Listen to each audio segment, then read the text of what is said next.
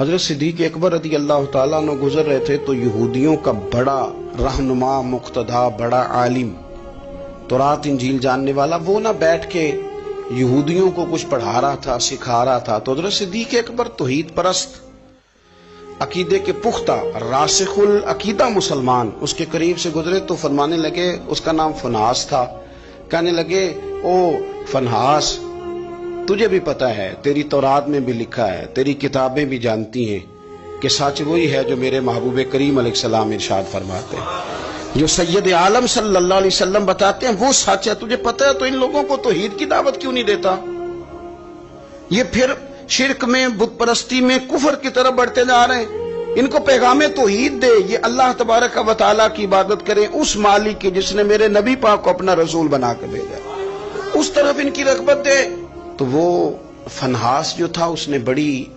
کفریہ جملے معاذ اللہ بولے، وہ کہنے لگا کہ اس رب کی ہم عبادت کریں جو ہمیں کہتا ہے کہ قرض حسنہ دو،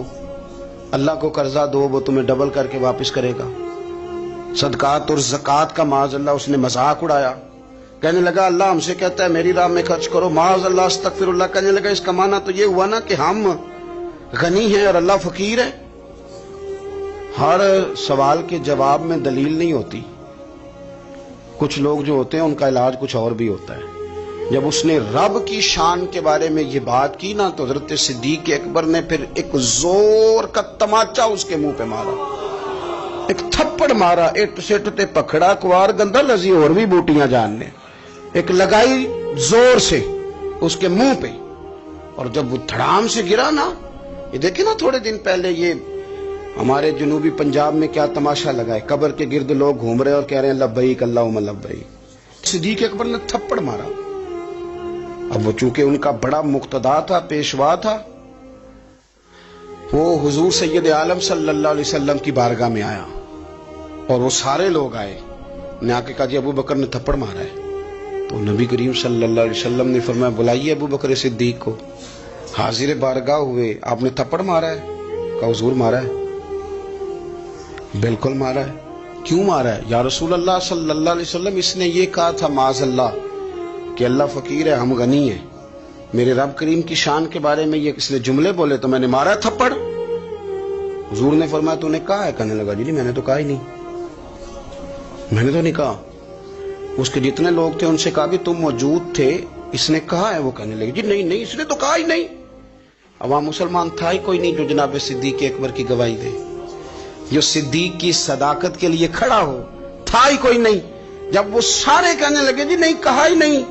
یہ معاذ اللہ غلط کہہ رہے ہیں، کہا ہی نہیں، جب وہ سارے مکر گئے تو رب کریم کے قرآن نے بولنا شروع کر دیا،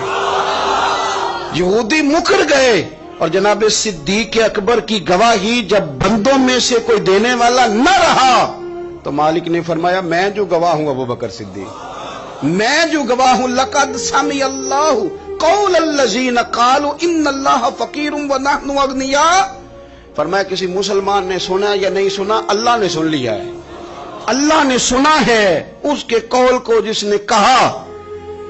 کہ اللہ فقیر ہے اور ہم غنی ہیں، قربان جائیں اس شخص کی عظمت کا کیا کہنا جس کی گواہیاں میرا رب کریم عطا فرمائے۔ وہ اتنے بڑے آدمی بیاں ہو کس زبان سے مرتبہ صدیق اکبر کا کہ محبوب خدا محبوب ہے صدیق اکبر، اتنی بڑی شخصیت۔ رب نے فرمایا کہ کسی مومن نے سنا نہیں سنا، اللہ نے تو سنا ہے نا، اللہ نے سن لیا، انہوں نے کہا ہے، گویا مالک نے فرمایا یہ